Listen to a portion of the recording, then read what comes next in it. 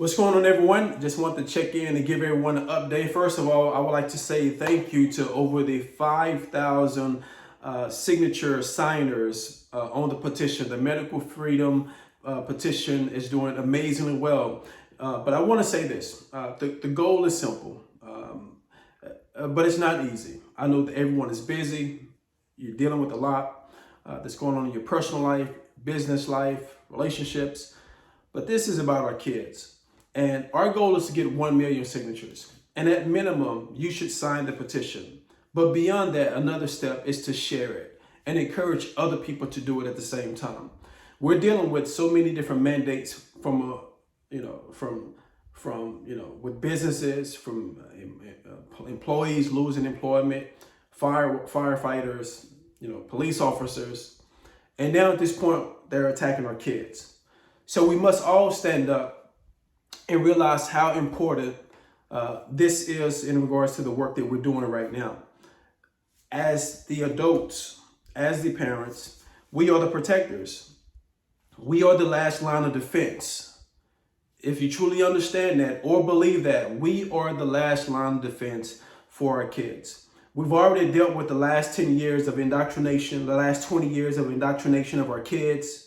Every time we send them off to school, every time we send them off to college, we raise them with certain foundational morals and values and perspectives of life in general. And they come back home to us with this different ideology. Then it's okay for us not to be aligned politically on every single thing. But whenever you are breeding a culture of entitlement, a culture of participation trophies and acknowledgement, you're setting yourself up for socialism. You're setting yourself up for weakness. I, for one, support capitalism. I for one, support extending a hand up versus a handout. I, for one, would rather someone to show me how they made that $100 versus give me $100 to the point where after I spend it, I have to come back to them or whoever else looking for another $100 versus if you show me how to fish, I can feed myself and my family for the rest of my life. And so we're dealing with a lot. We're dealing with weak leadership at the top of our country in Joe Biden. We're dealing with weak leadership at the top of our state here in California. And we're dealing with the crisis of understanding what we truly need as people here in California and also as voters. I had an opportunity to be behind the scenes and to be the target and to be the candidate and to be the voice and the messenger and everything else for over 16 months. And I learned a lot about myself, but also learned a lot about our state, our issues, our cities, and people, voters. We have to mature politically in our selective process.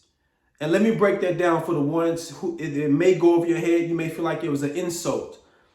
But doing the exact same thing over and over again, expecting different results, is called insanity. That's no different than your line of questioning for qualified candidates to be of service. You have to understand, you don't have to be qualified to be of service to anyone. You can wake up and just be a good person. You can wake up and add value. You can wake up and look at legislation and bills and say, this is good for the people, for the community, for the city, for the state, or vice versa. It doesn't take a rocket scientist to be a public servant.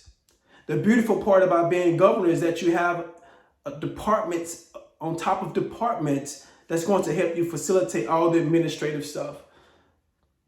All those small little nuanced things that you think that a governor should know or an elected official should know. It's about getting relatable leadership in office that's willing to stand with you shoulder to shoulder and fight for the causes that you care about. That's what it's really about. It's not about the perfect individual with no mistakes in their present, no mistakes in their past.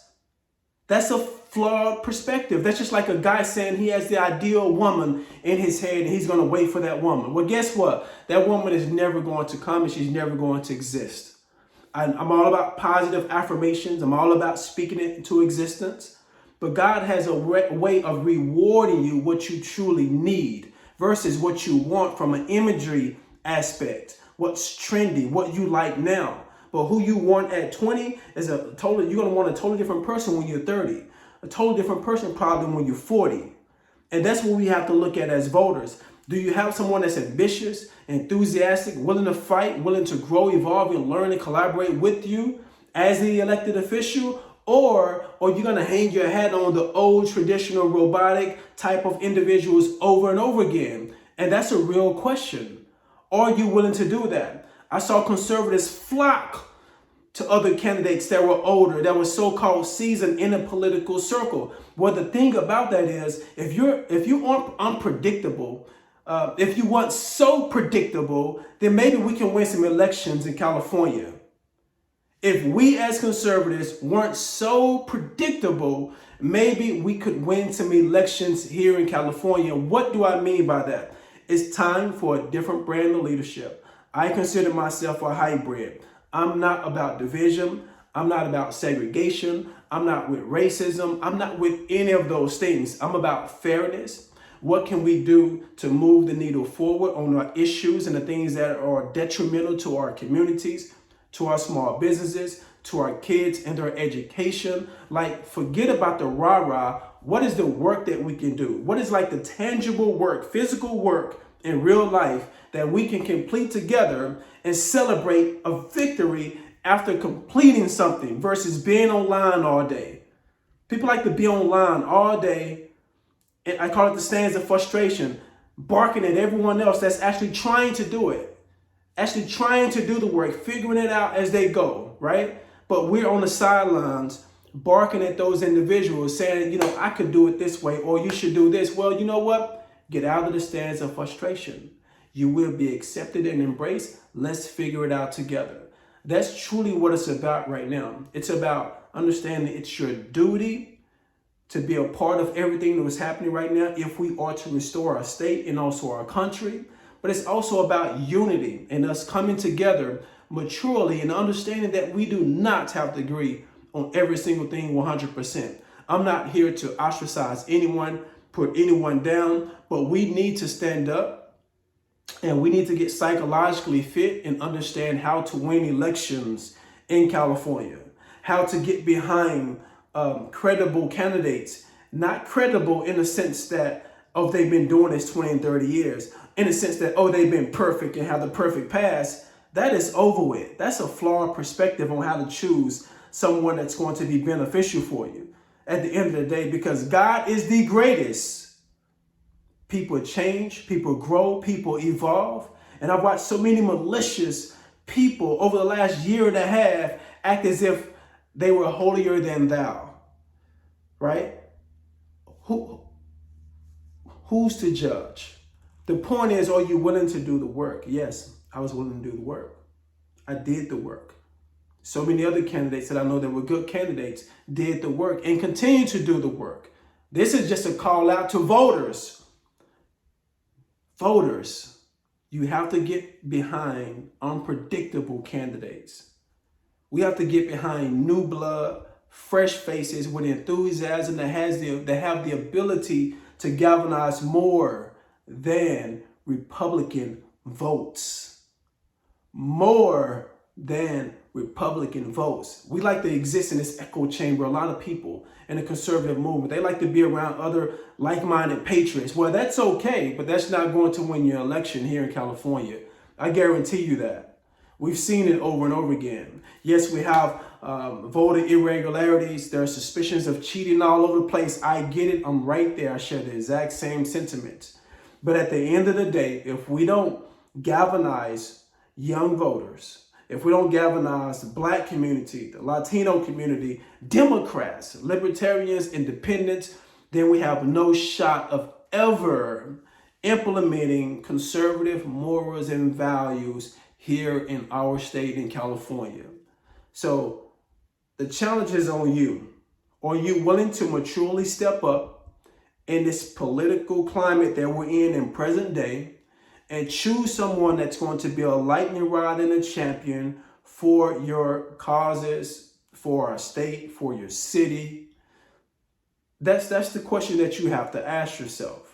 Or it's going to be about me in the sense of you. And if you don't do this, I'm going to try to destroy you. If you don't do this, I'm not getting your vote. When that's the most valuable person that you can have, that has the potential to break through those sound barriers of other cultures, of other parties, of other age groups and other demographics.